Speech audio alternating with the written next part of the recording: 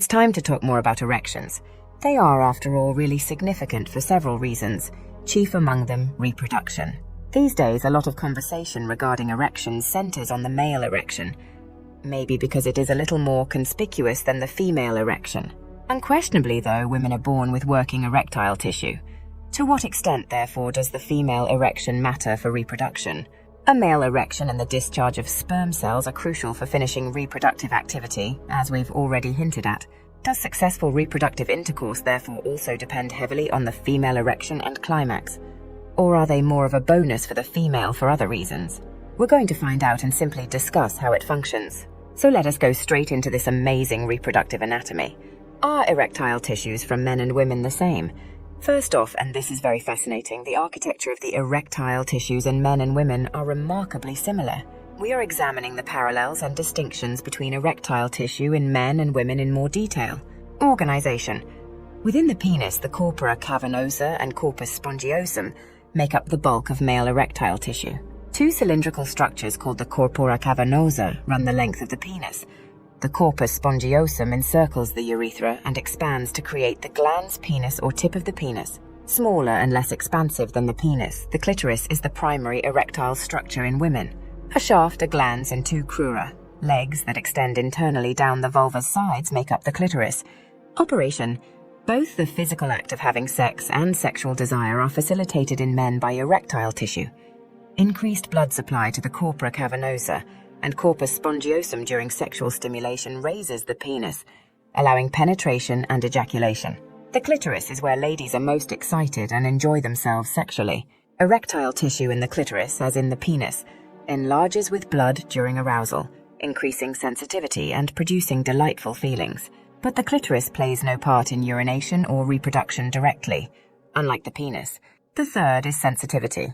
Because their respective erectile tissues contain a profusion of nerve endings, the penis and the clitoris are both extremely responsive to sexual stimulation. Particularly the clitoris, which serves only to give sexual pleasure, is regarded as one of the most sensitive erogenous zones in the female body.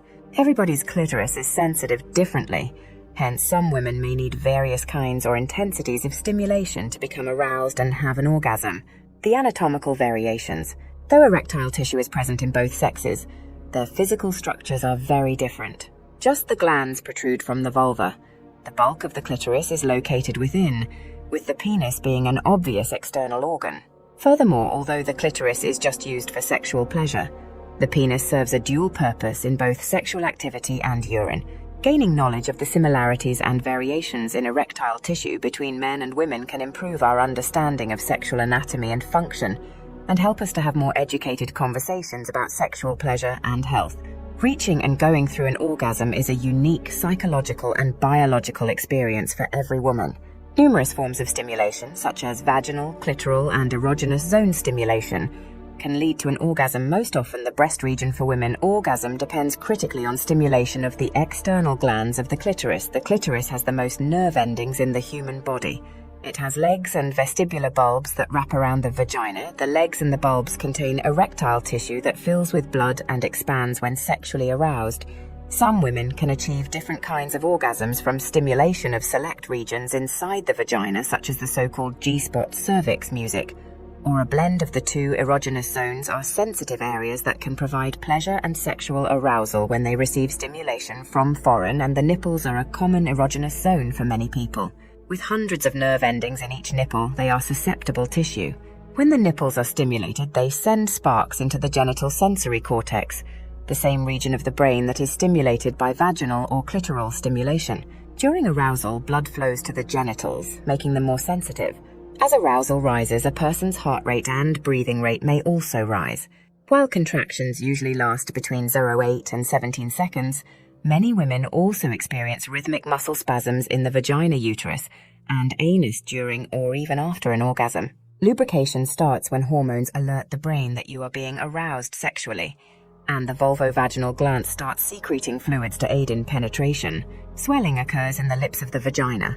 There is no way to determine if a woman has had an orgasm because an orgasm is both a physical and psychological response. Some women may need to feel love to orgasm, even though orgasm in women is not accompanied by seminal emission. Some women squirt a mixture of urine and Skene's gland secretions from the urethra at orgasm, which contain urea creatinine uric acid and prostate-specific antigen hormonal birth control during or after pregnancy and menopause. Too much stress and stresses from relationships, poor physical and mental health. A history of sexual assault and abortion may also make it more difficult to orgasm. Many women can have another orgasm after the resolution, while men typically need to recover before having another orgasm. Though orgasms may increase fertility, women do not need to have them to become pregnant. Thank you for joining us on this journey through the fascinating world of female arousal. We've explored the intricacies of the clitoris, the complexities of orgasmic response, and the importance of understanding female sexual anatomy. Remember, each individual's experience of arousal and pleasure is unique, and there's no one-size-fits-all approach. Whether you're exploring your own body or seeking to enhance intimacy with a partner, communication, experimentation, and mutual respect are key. If you found this video informative and helpful, don't forget to give it a thumbs up. Subscribe to our channel for more insightful content and hit the notification bell so you never miss an update. Feel free to share your thoughts, questions, or experiences in the comments below.